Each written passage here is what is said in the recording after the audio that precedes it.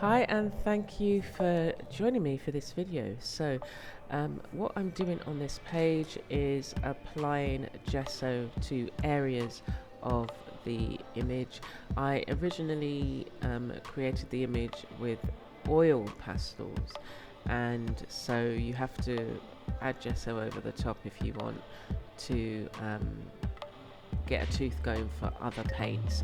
The other thing you'll see me do further down the line, after I start adding paints, they start lifting up, so I have to add a layer of tissue paper and then gesso, and then that will allow me to add the paint. So I'm using gold paints.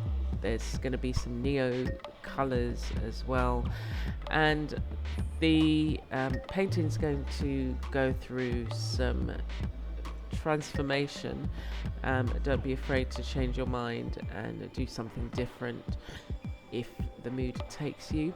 So I hope you enjoy the process. If you want to see the full video, you'll be able to catch it on my Patreon, and I'll put the link for you.